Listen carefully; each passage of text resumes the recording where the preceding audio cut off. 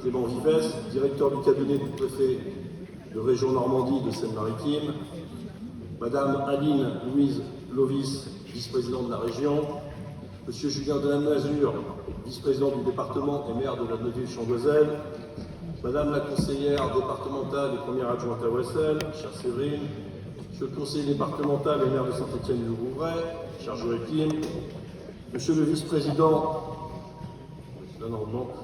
et maire de Branquevilly, cher Nicolas, Mesdames, Messieurs les nombreux maires, les élus des communes, de notre conseil municipal et de celui des enfants, Monsieur Grégory Arlot, chef de la circonscription de la police nationale de Rouen, Monsieur Olivier Hainaut, directeur de l'école nationale de police de Wessel, Madame Engam, déléguée du préfet, Mesdames, Messieurs les représentants des services de secours et d'incendie, du monde de l'éducation, de la santé, de la vie économique, commerciale, artisane, du logement, des cultes, mon père Simon est là, du monde associatif, chers amis.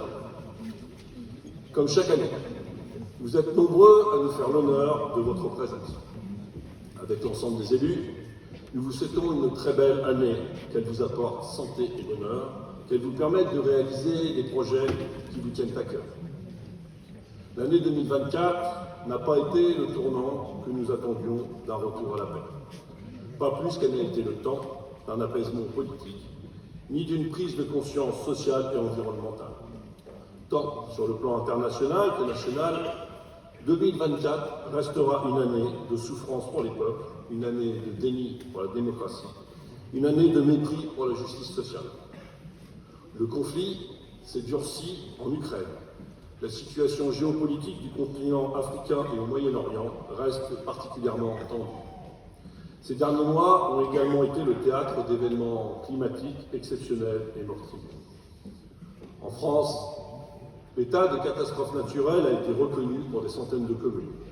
Le cyclone Chido a frappé violemment Mayotte, département français le plus pauvre. Le procès sur l'assassinat de Samuel Paty a ravivé une mémoire meurtrie. Il y a 10 ans, la liberté d'expression était assassinée dans les locaux du journal Charlie Hebdo.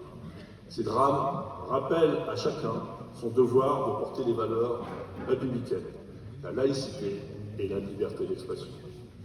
Tous ces événements tragiques nous montrent également à quel point les agents du service public sont essentiels et particulièrement dans les moments de crise. Permettez-moi ce soir d'avoir une pensée en la mémoire de notre agent décédé tragiquement le 8 décembre et de renouveler notre soutien à sa famille. Philippe Pied-Noël, dit Philou, était connu de tous. Il exerçait le métier de gardien dans les bâtiments sportifs. Ce soir, je voudrais rendre un hommage à toutes ces femmes et ces hommes qui nous soutiennent, nous guident, nous soignent, nous protègent. Il y a 80 ans, le Conseil national de la résistance mettait en œuvre son programme dans un pays ruiné. Il le faisait grâce à l'unité des forces politiques et syndicales pour des jours heureux. Un projet de transformation démocratique, politique, économique, sociale et culturelle profond et audacieux. L'éphémère gouvernement Barnier, comme celui de M. Bayrou, s'enferme dans des logiques d'austérité.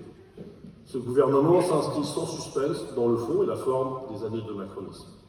Une politique pourtant condamnée par le peuple lors des élections anticipées suite à la dissolution de l'Assemblée nationale. Ce gouvernement fait le choix de légitimer celles et ceux qui portent la responsabilité de 23-49-3 à l'Assemblée nationale, qui portent la responsabilité d'une réforme des retraites injuste et imposée à la population contre la rue et le Parlement. Je remercie notre député, Édouard Bénard, qui porte la voix de nos habitants, comme ce fut le cas dans son combat sur l'énergie, sur le contournement Est. Je remercie nos conseillers départementaux, Séverine Bott et Joachim Moïse, pour leur soutien et leur action, notamment sur l'extension des capacités d'accueil du collège Jean Charcot. Je vais vous proposer d'écouter l'hymne de Wessel, écrite et composée par le conseil municipal des enfants avec l'école de musique et de danse de Wessel.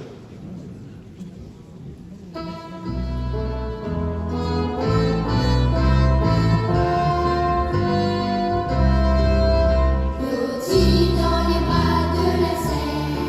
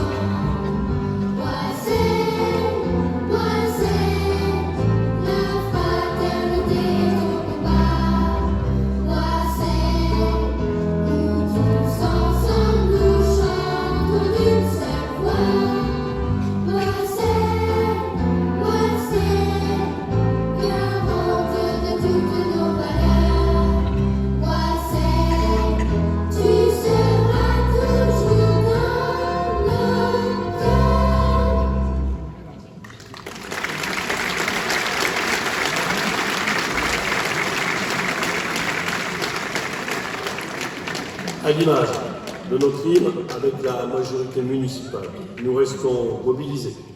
Nous cherchons les leviers, les moyens, les partenaires. Nous ne renonçons pas à nos services publics de proximité.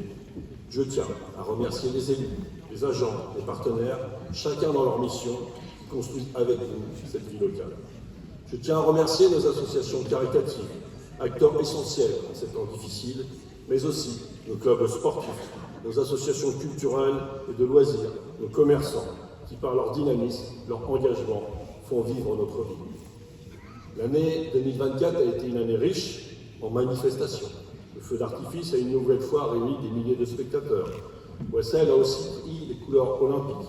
La ville, labellisée Terre de Jeux 2024, a organisé des Olympiades populaires, accessibles et festives. Les traditionnelles balades de l'hérisson, les jeux océliens inter-écoles avec 850 élèves ont mis à l'honneur le sport. L'affluence record à l'été sportif, jusqu'à 210 jeunes présents par jour, nous a confortés dans l'importance de cette politique sportive pour tous. Wessel a d'ailleurs été récompensé en présence du ministre des Sports par le label Ville active et sportive. En mai, nous avons inauguré l'espace Daniel Orlavie, en la mémoire de cet Océllien qui a marqué l'histoire du football français. Quart de finaliste aux Jeux Olympiques de Mexico, seul footballeur amateur de l'après-guerre à avoir été sélectionné en équipe de France. Ce fut aussi un moment en l'honneur de 3 Océliens qui ont marqué notre culture sportive. Daniel Debourg, Yvon Lebré, Yannick Lebré. Cet espace qui englobe le palais des congrès, le centre de loisirs, le stade, la piscine, le complexe sportif, réunit 4 éléments majeurs de la vie océlienne: le sport, la culture, la jeunesse et la vie associative. Cette année encore, avec la fête de la Saint-Jean, l'été en fête, la fête médiévale, la musique, la danse, le rire, les rires ont enchanté notre ville. Plusieurs moments festifs ont eu lieu en partenariat avec l'État. Aux Oiseaux, avec le foyer Stéphanet et l'association Construire Ensemble. Au Landau, avec la fête multiculturelle et intergénérationnelle organisée par la Dalle. À Saint-Julien, avec la Ciemore. À Boidieu, avec la CNL. Aux Violettes, avec Habitat 76. Dans le quartier Les Verbiers, Gore Kirchner, avec l'association SLGK et France Macanou-Coumba. L'UCA a reconduit la fête de la musique et son marché nocturne. Avec Wessel Fête Noël, sur 3 week-ends, les marchés de Noël des commerçants et du comité des fêtes ont été une nouvelle occasion de mettre en valeur le commerce de proximité et de faire vivre le lien avec les habitants. Je tenais également à rendre hommage au travail des associations d'anciens combattants et à la Société d'Histoire. Ce soir, les pensées vont à René Courtois, élu et adjoint pendant de nombreuses années et président de la Société d'Histoire, notre ami qui nous a quittés. Cette année, les jeunes Océliens, l'association Citoyenneté, Civisme et Partage, les anciens combattants se sont retrouvés lors du passage de la flamme olympique, de la visite du musée d'Arromanches ou au Mont-Valérien. Une cérémonie de citoyenneté à Clos-Lamy. Nous avons la chance, dans bien des domaines, de pouvoir compter sur les bénévoles, et je les remercie très chaleureusement. Nous avons remis la médaille d'argent du bénévolat à une Océlienne, Sylvie Pierre, pour son engagement associatif au Landau, et la médaille de la ville à demande de l'Association des Arts Plastiques, Solange Gendreau et Patrice. L'actualité des seigneurs n'a également pas manqué d'animation avec le spectacle, le voyage, le banquet, la distribution du colis de Noël et les rendez-vous mensuels d'Anime Seigneur. La saison culturelle a été riche, que ce soit à l'auditorium, à l'espace Aragon, ou à la médiathèque. Une saison rythmée par des expositions, des concerts, du théâtre. Dans le cadre des Journées du patrimoine, une exposition a été organisée pour découvrir ou redécouvrir certaines œuvres acquises par la ville. Nous avons également intégré le réseau Helbovien des médiathèques permettant d'accéder à 7 médiathèques. Notre cinéma a offert une programmation riche pour tous les Océaniens.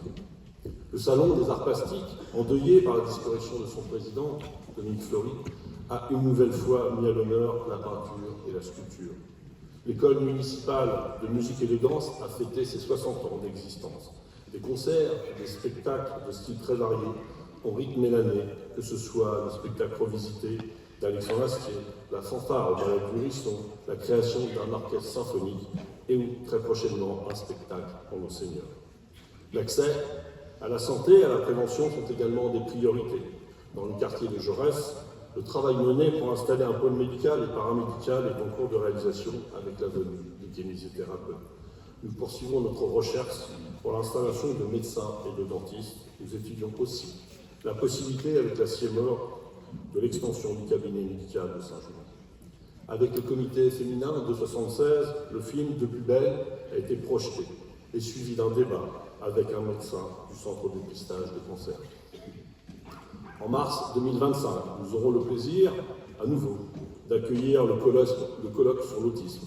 Ce rendez-vous désormais institué avec Madame Taouk, la présidente de l'association Forme Autisme, qui tient particulièrement à cœur. Dans le cadre du CCAS, une chargée de mission santé et précarité a été recrutée et poursuit le travail engagé avec les élus.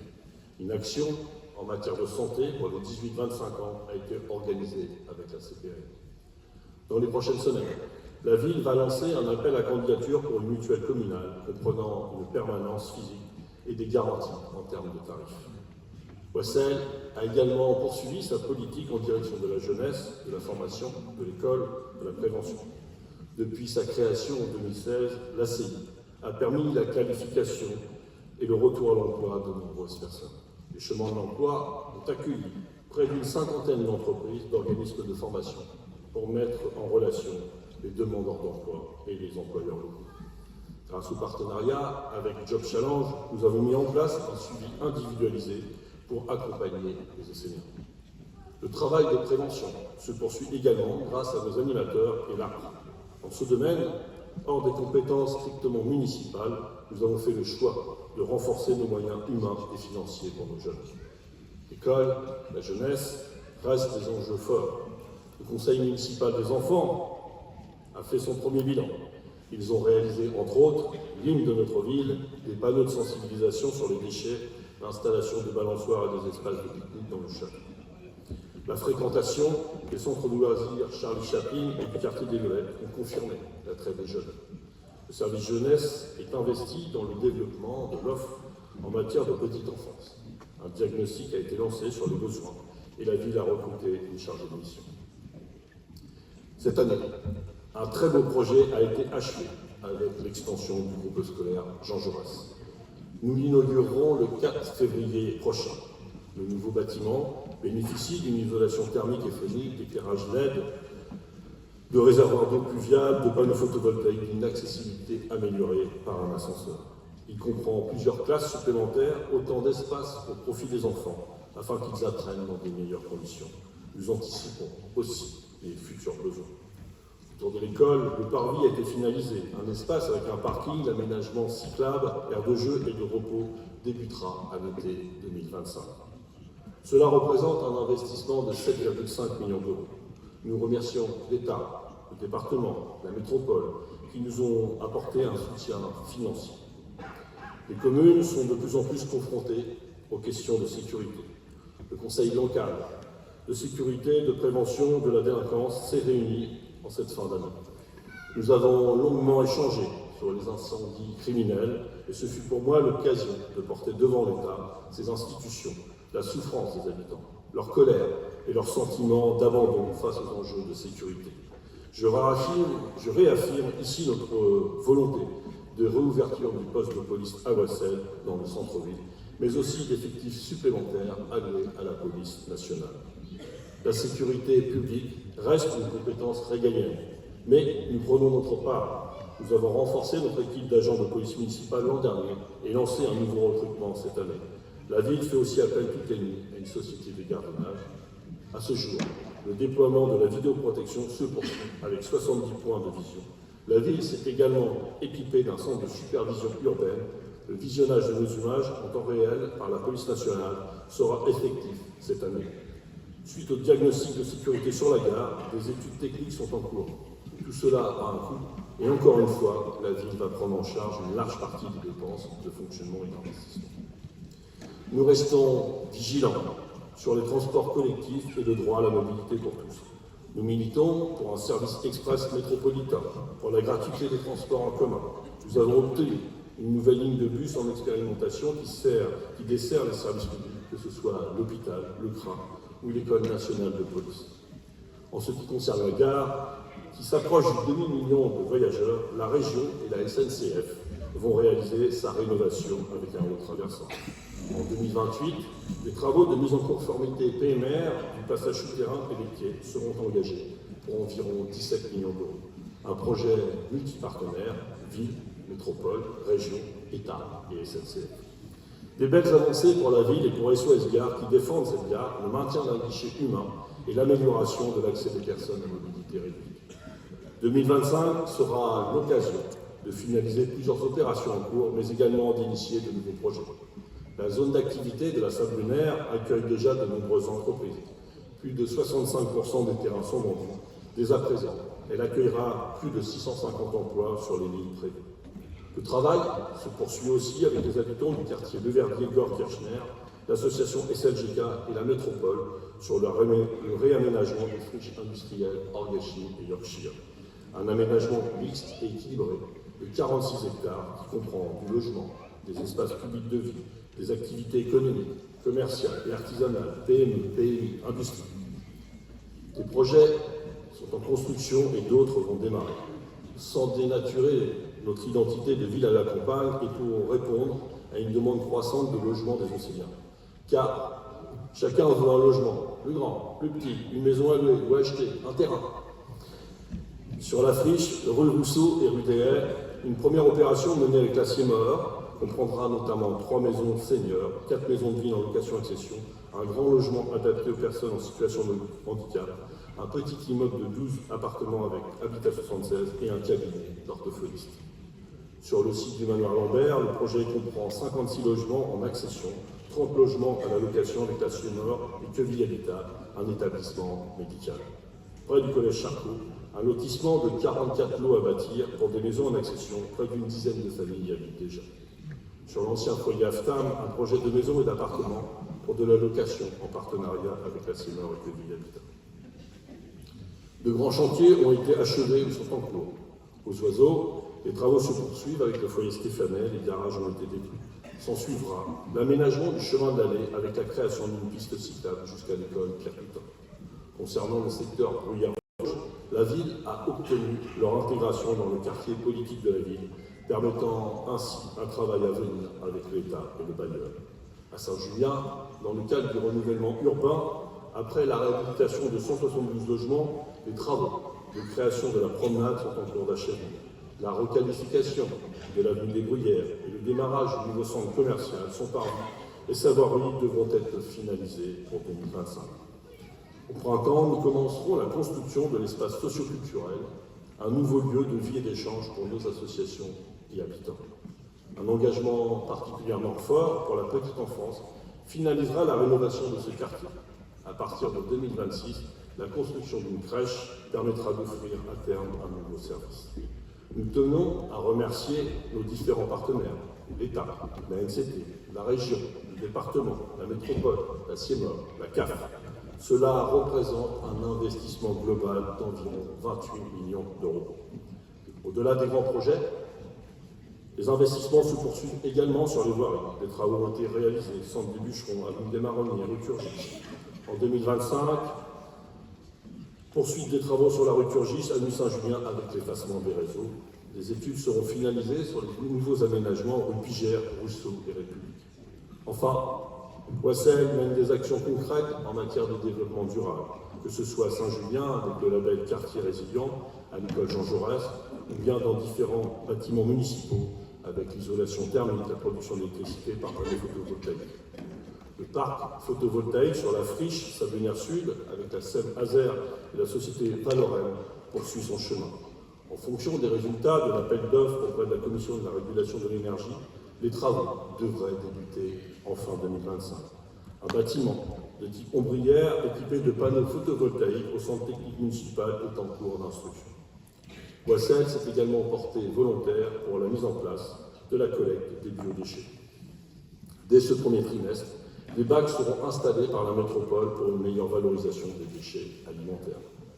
Je ne saurais faire un tour exhaustif de toutes nos réalisations, de tous nos projets, de toute la vie municipale. Cependant, soyez certains que 2025 sera pour notre ville, ses habitants, encore une année de nombreux projets et de belles manifestations.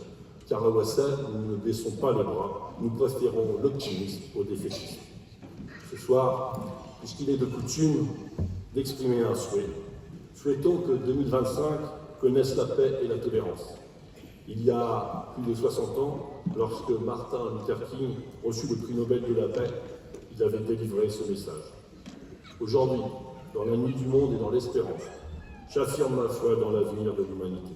Je refuse de croire que les circonstances actuelles rendent les hommes incapables de faire une terre meilleure.